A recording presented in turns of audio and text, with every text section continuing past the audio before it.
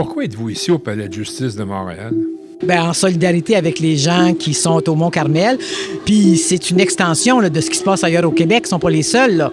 Fait que moi, de se faire évincer de son appartement parce qu'il augmente les loyers, il coupe les services, je trouve ça scandaleux parce que ça s'adresse principalement à des personnes âgées. Après la pandémie, 15 000 morts, on n'en a pas assez. Qu'est-ce que ça va prendre? Il faut que le gouvernement change ses lois, qu'il voit à ce que quand on est un RPA, qu'il y ait des règles pour qu'on reste un RPA. Je veux pas que ça soit une espèce d'affaire sauvage comme on a là. J'en reviens pas qu'après tout ce que ces gens-là ont fait pour la société québécoise, ils se ramassent à se battre pour avoir un logement décent, à un prix raisonnable, puis que le gouvernement ne fasse rien, qui regardent les oiseaux passer pendant qu'eux autres se battent pour leur logement. Moi, j'en reviens pas. Il faut que les lois changent.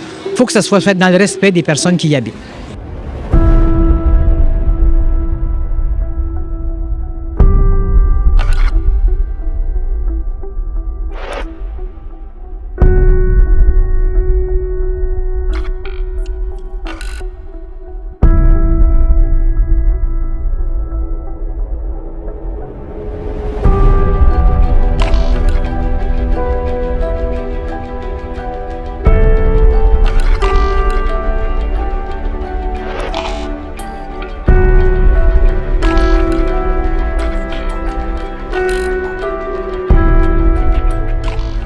Le néologisme rénoviction est l'habile contraction de rénovation et éviction.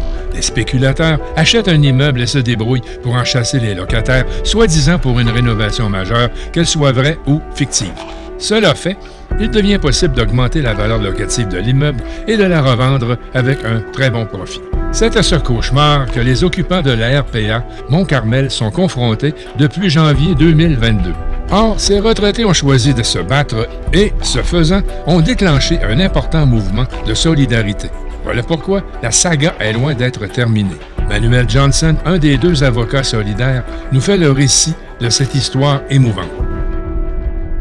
Je vais vous parler de l'histoire de la lutte de la résidence Mont-Carmel. C'est une résidence pour personnes âgées qui est située sur le boulevard René-Lévesque, dans le centre-sud de Montréal. Un immeuble qui a environ 210 logements pour des personnes âgées, pour les aînés autonomes. Des gens sont aménagés là dans l'idée que, bon, c'est ici que je vais un peu finir mes jours, là. Ça date peut-être des années 80, là. C'est une construction, c'est comme un immeuble, une tour à logement, là. Il y a 15 étages. C'est très bien situé, cette résidence-là. C'est près de tous les services. C'est près du CHUM, là. C'est près du CLSC. Les infirmières de la CLSC peuvent venir visiter les gens. Les gens, tout ce qu'il faut, là. Il y avait une dépanneur, je dis il y avait parce qu'ils l'ont fermé depuis, là, mais une coiffeuse aussi, un salon de coiffure. Donc les gens pouvaient rester là avec un sentiment de sécurité et avec une vie communautaire. Ils ont un salon d'amitié, ils ont une piscine, il y a une bibliothèque. L'isolement des personnes âgées est un grand problème dans notre société. Et cette résidence-là ça permet encore, mais permettait aux gens de sortir de cet isolement-là. Qu'est-ce qui est arrivé? C'est que le propriétaire de longue date a reçu une offre d'achat qu'il ne pouvait pas refuser en décembre 2021. Il y a un jeune spéculateur qui commence à être très connu à Montréal, malheureusement. Il s'appelle Henri Zavriel. Qui, dans les derniers 5 ans, là, il a acheté autour de 2000 logements.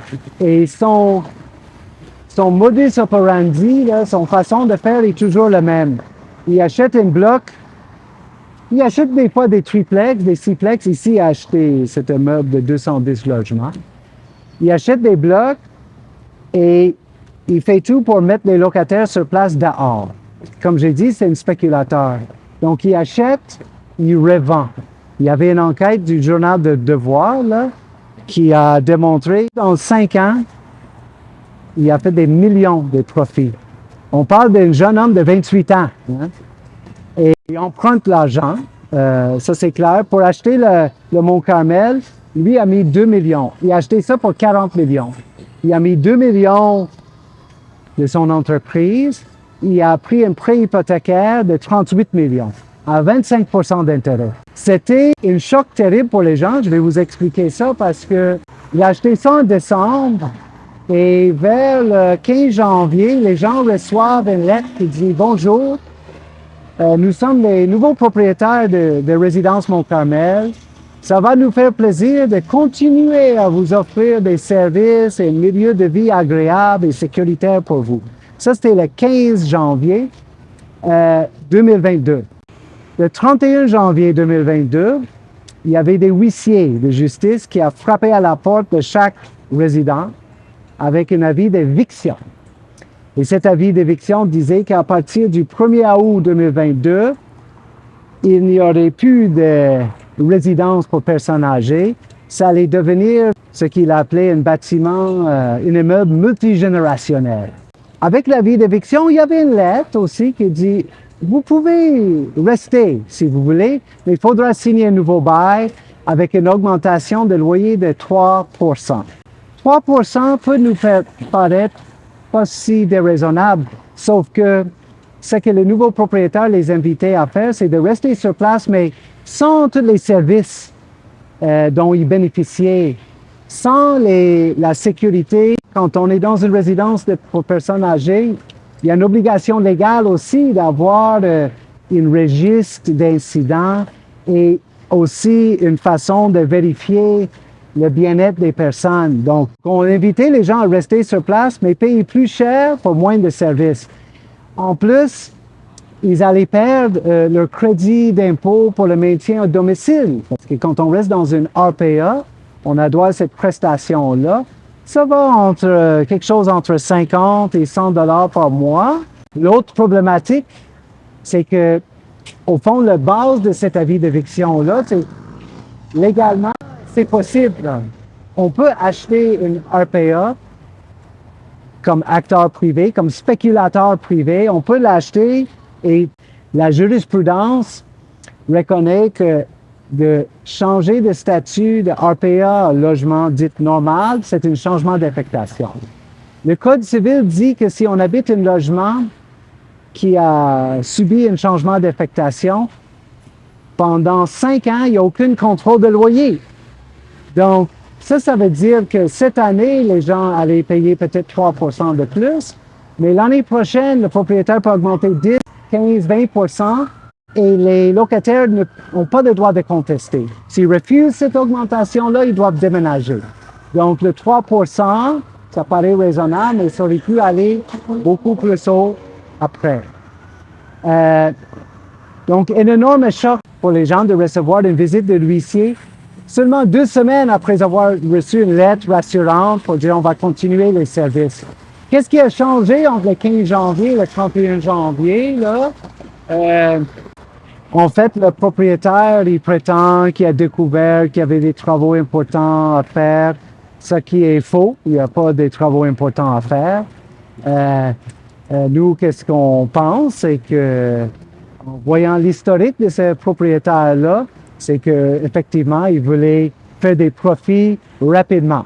Et la façon de faire ça, c'est de débarrasser des locataires qui ne payent pas assez cher, parce qu'il y a des gens qui sont là depuis 15-20 ans, ou même qui sont arrivés plus récemment, mais l'ancien propriétaire était raisonnable. Il chargeait des loyers qui variaient entre 700 et 1200 pour des beaux logements près de centre-ville, près de tous les services, avec les services RPA. Donc, ça, c'est pas rentable pour un spéculateur. En Ville-Marie, par exemple, il y avait 3 résidences pour personnes âgées. Il en reste une qui a fermé il n'y a pas longtemps. La résidence Sainte-Catherine, 200 unités de logement.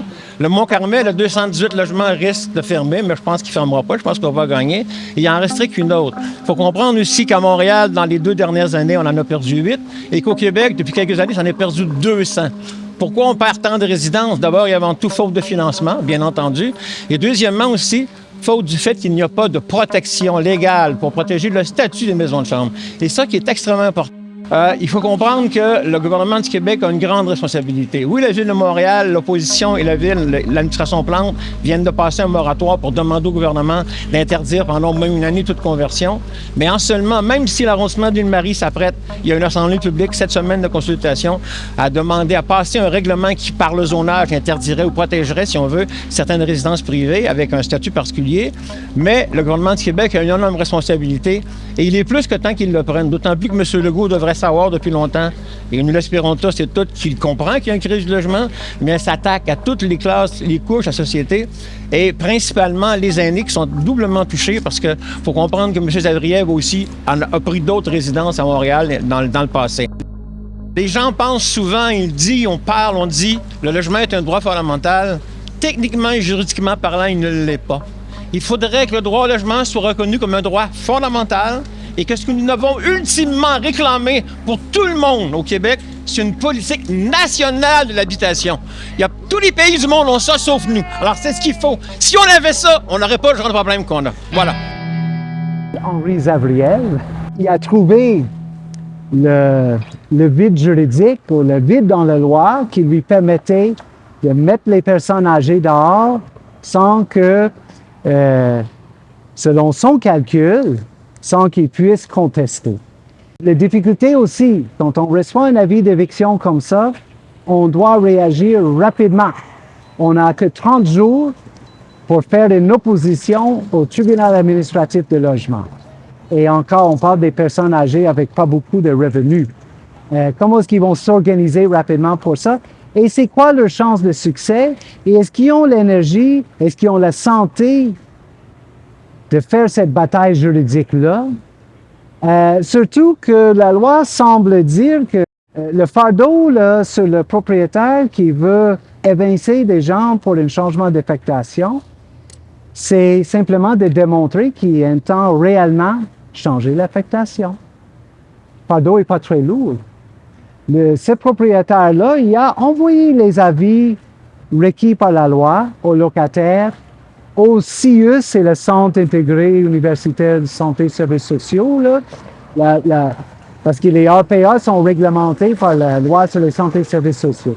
Cette loi-là dit que si on veut mettre fin au statut RPA, la seule obligation, c'est d'envoyer un avis au CIUS 6 mois à l'avance. Je veux souligner le fait qu'on utilise la maltraitance comme une arme. On utilise la maltraitance contre les aînés comme une arme pour des raisons purement commerciales ou peut-être même de blanchiment d'argent parce que ce building-là a été payé 3 fois sa valeur par quelqu'un qui, moi en tout cas à 28 ans, j'avais pas ce genre de pouvoir financier-là. Et c'est pour ça qu'on est ici, parce qu'il faut... Ça peut pas être toléré. Ça peut pas être toléré. En juin, le juge nous avait donné une décision favorable à la RPA et le nouveau propriétaire ne respecte rien de ça du tout. Il ne fait plus rentrer de personnes âgées, hein? C'est obligé, c'est des RPA. Il fait rentrer des jeunes, il fait rentrer des chiens, il fait même rentrer des punaises et des coquerelles. Il n'y a pas de mots d'écrire ce qu'il fait. Ils ont retiré. Il y avait des chaises à l'entrée pour permettre aux gens de s'asseoir en attendant l'ambulance ou le transport adapté. Ils ont retiré les chaises. C'est de la mesquinerie, c'est dégueulasse. On fait face à un propriétaire véreux, vorace, aucun respect des personnes âgées. On a besoin d'une forte mobilisation. Il est au-dessus des lois. On avait gagné en juillet la sauvegarde de la certification jusqu'à aujourd'hui, 19 septembre.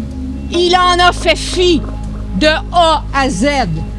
Il a détruit tous les espaces communs, la salle communautaire, les espaces de loisirs. Donc, nouveau propriétaire spéculateur, il arrive, il dit, bon, j'ai envoyé mes avis aux locataires, j'ai envoyé mes avis au CIUS. Ces locataires-là, il n'y a rien qu'ils peuvent faire. De plus, bon, j'imagine là, qu'est-ce qu'il se dit dans sa tête, là, encore le calcul, le pari qu'il fait, mais je pense qu'il voit des gros profits, là. Ça va être un cas facile. Je n'ai pas besoin de trouver d'autres prétextes. D'ailleurs, ce même spéculateur-là, il a fait dans une autre RPA à Montréal-Nord, au Huntsic, le Château Beau-Rivage. Mais cette fois-ci, je pense qu'on peut dire qu'il a tombé sur le mauvais groupe d'aînés. Parce que qu'est-ce qu'il n'avait pas calculé? C'est que dans ce groupe-là, il y a des militants, des militantes à la retraite qui ont passé leur vie à lutter pour la justice sociale. Nous sommes voisins, c'est un ancien du Mont-Carmel.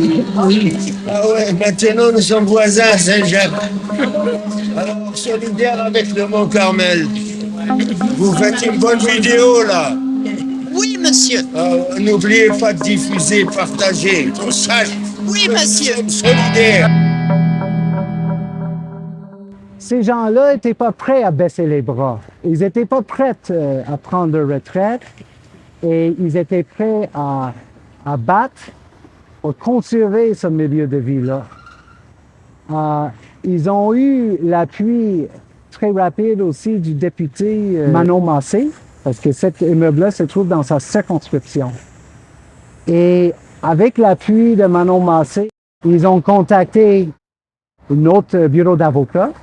Moi, je suis avocat au bureau Ouellet Nadon et Associés. C'est aussi situé à peu près à 3-4 points de rue de résidence Mont-Carmel. Et nous sommes un bureau qui défend les pauvres, les travailleurs et les travailleuses, les femmes victimes de violences conjugales, les prestataires d'aide sociale, les accidentés de travail, les victimes d'actes criminels. On ne fait que ça. Donc, le bureau de Manon Massé nous a communiqué avec nous.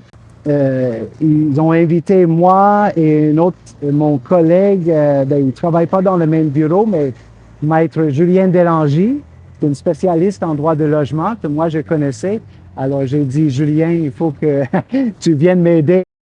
Nous, les avocats, on a regardé ça, puis on a trouvé des façons juridiques à s'opposer à l'avis d'éviction.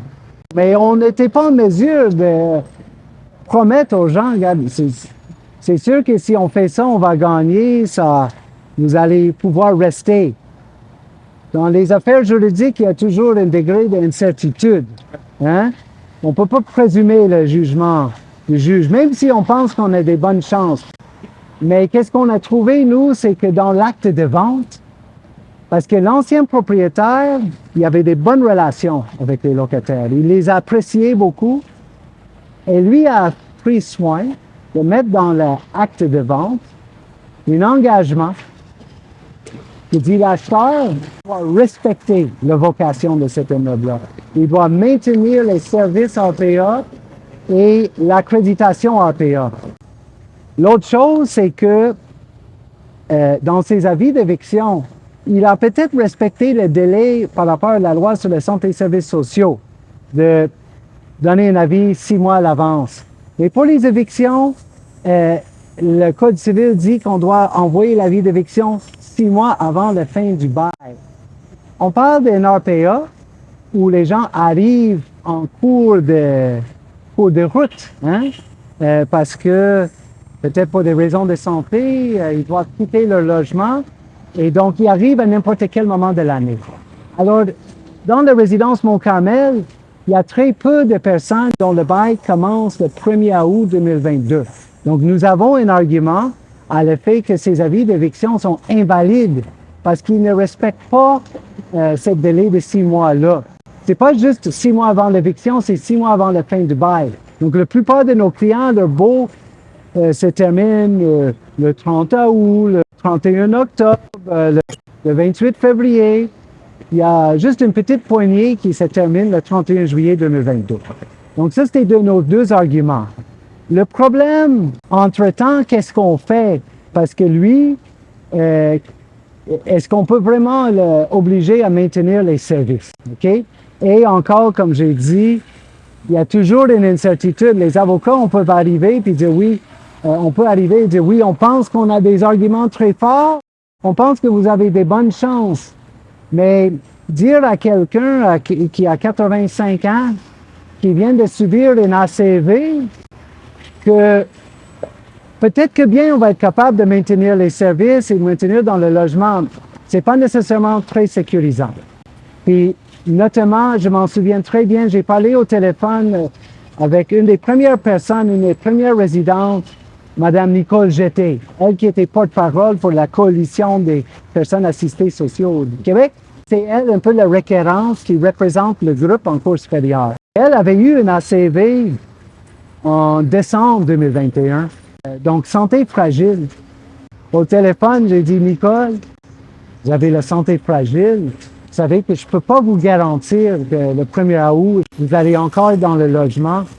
Peut-être vous, dans votre situation, vous préférez avoir la sécurité ou chercher un autre logement. Vous avez assez donné et peut-être vous méritez maintenant une retraite paisible. Là. Puis elle m'a répondu et dit, Manuel, on est parlé, là, moi et mes camarades, et nous, on va aller jusqu'au bout. Et nous faisons ça pas juste pour nous, mais pour toutes les autres. Parce que ce problème d'RPA, c'est pas juste la résidence Mont-Carmel, c'est généralisé au Québec. Il n'y a pas assez de protection légale pour les résidents d'RPA. Puis nous, on veut aller jusqu'au bout. On va tout faire, pas juste pour préserver le Mont-Carmel, mais pour changer la loi et changer la situation pour les aînés au Québec. Je suis ici en solidarité avec les locataires du Mont-Carmel pour protéger leurs droits à être dans un logement adapté à leurs besoins. Puis on est là pour soutenir. Le droit au logement, c'est fondamental, c'est important. Il faut être là ce matin, donc solidarité. Qu'est-ce que vous dénoncez ici? Mais en fait, on est ici en support avec les locataires restants du Mont-Carmel. On est ici pour dénoncer justement la comme reprise du logement par le nouveau propriétaire qui essaie de détruire la RPA. En fait, les services sont déjà non existants. Les aides d'éviction avaient sorti pas mal dès qu'ils auraient acheté le bloc. Puis là, on est là pour les supporter là, justement, puis les accompagner à travers cette lutte-là. Pourquoi vous êtes ici? Par solidarité avec les personnes qui se font évincer, surtout des personnes âgées qui se font évincer. Ce qui arrive, c'est épouvantable. On ne peut pas laisser passer ça comme ça. Ça parle aussi de la nécessité des logements sociaux et de la protection pour les gens qui se font, à ce moment-ci, à Montréal, évincer pour des rénovations fictives ou vraies. Pour moi, c'est important d'être ici, d'une part parce qu'il y a plusieurs personnes que je connais et c'est des militants de longue date et je trouve ça important d'être présente, mais je trouve que leur cause, elle est un pas peut-être vers un changement structurel important. On ne sait pas ce qui va se passer concrètement pour eux et pour elles, mais au moins, par cette lutte-là, on peut réussir peut-être à sensibiliser tous les paliers de gouvernement et à mobiliser suffisamment l'opinion publique pour que les choses changent de façon véritable pour tout le monde. C'est pas la seule RPA qui vit cette situation-là. Il y avait la chance d'avoir un réseau de personnes qui se connaissaient, qui étaient habituées, rodées à l'engagement social. Puis je trouve que ça nous suit toute la vie, la solidarité sociale et l'engagement social. Et je les admire beaucoup de continuer la lutte, puis ils méritent qu'on soit avec eux et avec elles. La solidarité, c'est la capacité de prendre du temps les uns pour les autres et d'être capable d'épouser le point de vue de l'autre et de faire les changements pour que la dignité des uns et des autres soit respectée. Alors, c'est une relation à la fois interpersonnelle et collective pour la dignité de chacun et de chacune. Je trouve qu'on est dans une société qui est menée par l'argent. La cupidité, c'est ça qui fout la merde à bien des places, pour pas dire sur toute la planète. Et de faire ce qu'ils sont en train de faire à des gens, moi je pensais à ce gars-là, Henry, j'avais envie de dire, Henry, you're losing your soul. Tu perds ton âme, mon grand, tu perds ton humanité, tu deviens monstrueux à faire des conneries comme ça. Puis les personnes âgées, ils peuvent-tu être respectées? Tu sais, je veux dire, si la société est comme ça, qu'il y a quand même certaines bonnes choses de solidarité puis d'entraide, puis je vois plein de gens qui sont impliqués, je connais plein d'amis ici, dans des services, dans de l'entraide, bien, je viens les appuyer parce que nos gouvernements, ils n'ont pas de couilles, ils se tiennent pas debout. Tu sais, je veux dire, on peut-tu avoir du monde un peu qui ont une conscience, puis qui s'en servent, puis qui font attention aux personnes qui sont plus fragilisées? Bon, c'est ça. Ben moi, je suis pas avocat, mais ce que je comprends, c'est que c'est un enjeu social et qu'il y a toute une notion de respect de l'être humain. Nous, à l'Association québécoise des personnes retraitées et pré-retraitées, on veut défendre le droit des humains d'avoir des services authentiquement de qualité jusqu'au bout de leur vie. Et je pense que cette démarche-là va dans ce sens-là et que le tribunal semble avoir compris quand le juge a dit c'est des humains que j'ai devant moi. Ouais. Certain que moi, je vois la lutte des gens comme quelque chose qui mérite vraiment d'être appuyé et ça me touche. Donc ça, là, nous, comme avocats, militants aussi, avec notre côté militant, puis avocats de droit social, quand on rencontre des clients comme ça, c'est vraiment comme un cadeau du ciel, là. Donc, on dit, OK, on embarque. Manon Massé a lancé le bal, comme on dit, mais rapidement, il y a le comité logement local, le comité logement Ville-Marie, ils ont donné des ressources, notamment pour l'aider à organiser l'Assemblée, là. François Saillant est venu, l'ancien coordonnateur de Frappeux, un militant bien connu au Québec, venu appuyer. Il y a l'Association québécoise des droits des aînés aussi qui se sont impliqués là-dedans. Il y avait rapidement un grand élan de solidarité. Oui, Manon Massé a parlé avec Julie Schneider, parce que ça a l'air qu'elle la connaît personnellement. Puis Julie Schneider a invité nos clients à son émission. On a mis sur pied une levée de fonds. Ça coûte très cher d'aller en cours. Ça, c'est un autre problème au Québec, évidemment. Donc, et pour avoir un fonds de lutte, pour avoir la confiance et dire... Parce qu'on sait aussi, quand on embarque dans des procédures judiciaires, le spéculateur, là, lui, a accès à beaucoup de ressources. Le monde a répondu à l'appel et ont fait des contributions. On parle de plusieurs dizaines de milliers de dollars. OK? Donc, on est prêt à se battre en cours. À part ça, ils ont aussi lancé une pétition pour demander au gouvernement de changer la loi pour mettre fin à ces situations-là. Et cette pétition-là aussi a eu plusieurs milliers de signataires. Il y a eu des sorties publiques aussi dans les médias. Ça a été très bien couvert dans les médias. Et moi, à mon avis, ça a suscité un élan de solidarité à travers tout le Québec. Et ça aussi, c'est très inspirant. Et ça donne les gens l'énergie à continuer à se battre. Je connais des locataires qui habitent à la résidence du Mont-Carmel, avec qui j'ai milité, que j'ai connu lors de la marche du Pain des Roses. Alors, en 1995, moi, j'étais une travailleuse à la marche et ces femmes-là étaient des militantes et des marcheuses de la marche de 1995. Je les ai, après ça, côtoyées dans toutes sortes de militances dans ma vie. Elles ont mis leur cœur, elles, toute leur vie, dans des causes sociales, elles ont travaillé pour des groupes communautaires, elles étaient impliquées dans la société, puis moi, comme travailleuse du mouvement communautaire, ça me touche.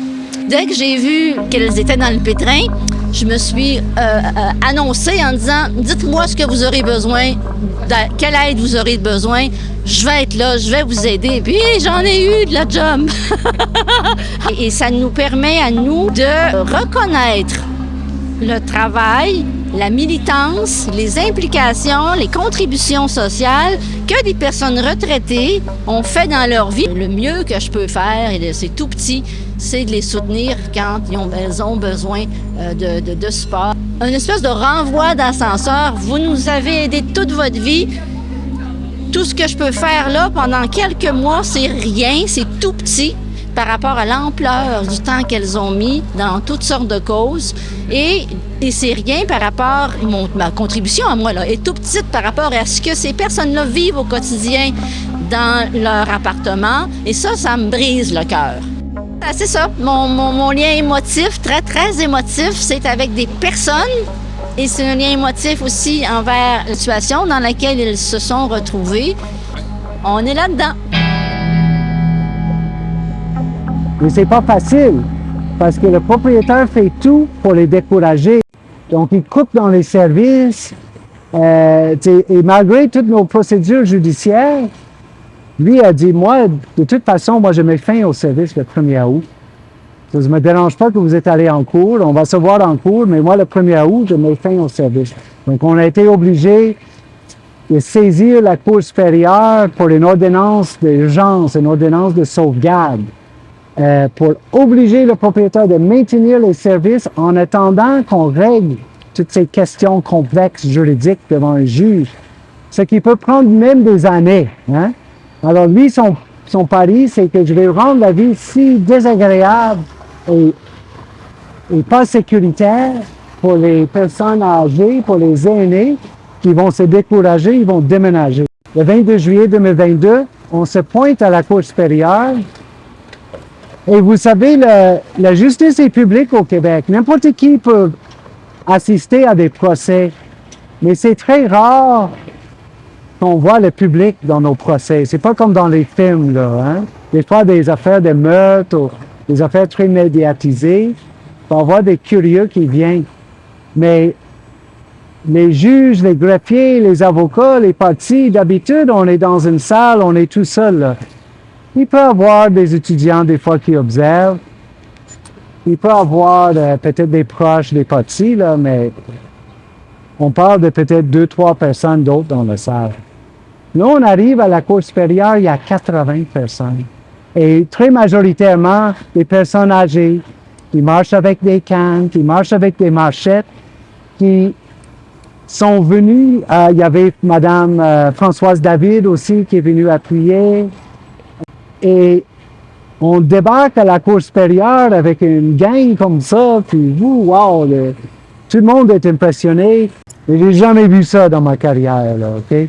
Et ça aussi, ça nous inspire aussi, ça nous influence les avocats, parce que quand on fait nos plaidoiries devant une salle comble, on peut dire que ça nous donne un petit élan supplémentaire. C'était une démonstration de solidarité qui m'a même ému aux larmes, là. C'est pas comme co-porte-parole de Québec solidaire que je suis là aujourd'hui, même si c'est mes fonctions. C'est comme député de Sainte-Marie-Saint-Jacques qui, dès la première heure, lorsqu'il a vu ce que ce propriétaire-là a fait à plus de 200 aînés qui sont mes concitoyens, qui sont principalement des femmes, on va se le rappeler, que je suis descendu de la rue pour être aux côtés de mes sœurs de lutte depuis très longtemps, mais de toutes les personnes qui habitaient aussi l'endroit de Mont-Carmel. Alors moi, j'ai juste un message aujourd'hui. Monsieur Legault, Madame Laforêt ont révisé une loi dans les derniers mois avant qu'on ferme l'Assemblée nationale. En révisant cette loi-là, il aurait pu protéger les aînés du Québec. Ils ne l'ont pas fait. Il y a la lutte qui est là, on va être là jusqu'au bout. Puis s'il faut aller rechercher du financement, on va y aller, compte-moi. Le financement, c'est pour une cause. Nous, à Québec solidaire, ce qu'on veut, c'est que ça n'arrive plus jamais.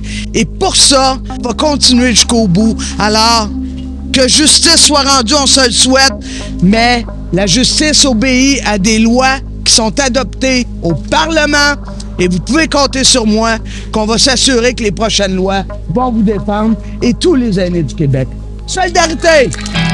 La loi, avec tout respect pour la loi, puis les juges et les tribunaux, OK?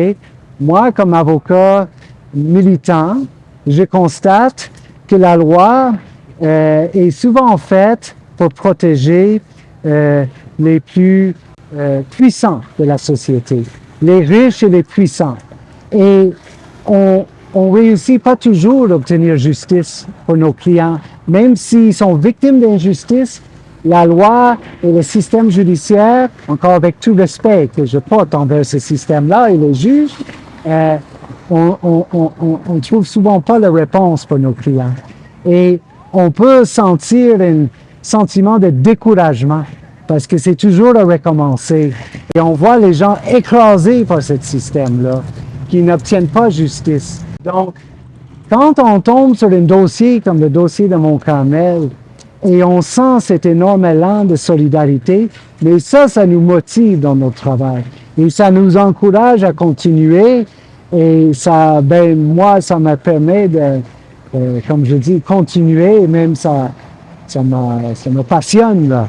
Donc, mais c'est pas mon travail d'avocat qui apporte ça. Moi, c'est un travail technique. C'est la mobilisation des gens. C'est la mobilisation des gens et c'est l'appui, la solidarité qui nous permet d'aller en avant avec ces luttes-là. Et oui, obtenir justice. Pas chaque fois, mais assez souvent que ça vaille la peine de continuer. Il faut continuer à lutter, il faut continuer à être solidaire. La justice sociale, c'est d'avoir un sentiment de respect, de dignité, de pouvoir vivre sa vie dans des conditions décentes et dignes. Ça prend un changement législatif. Puis je pense qu'on est sur une bonne voie pour l'obtenir. Pas nous, les avocats. Nous, on est là pour défendre les gens, pour leur donner l'espace et le temps pour aller chercher ces changements-là. Puis je pense que si les gens continuent comme ça, on va l'avoir, là. Parce que ici, je ne sais pas si vous avez entendu, mais ça conclut sur une note très humaniste de la part du juge. Il a regardé la salle, puis s'adressait à tout le monde. Il a dit, OK, je comprends que pour le propriétaire, c'est une question économique. Mais moi, là, j'ai des êtres humains devant moi. Et ça, je souhaite que tout le monde garde ça à l'esprit. C'est des êtres humains qui ont des besoins. Et ça, je pense qu'il est allé toucher le cœur de la question. Au-delà des lois et des règlements, c'est comment est-ce qu'on peut respecter les droits de ces êtres humains-là, de vivre dans la dignité, de vivre dans la sécurité et d'avoir droit à un logement. C'est ça l'essence de notre litige, là, selon moi.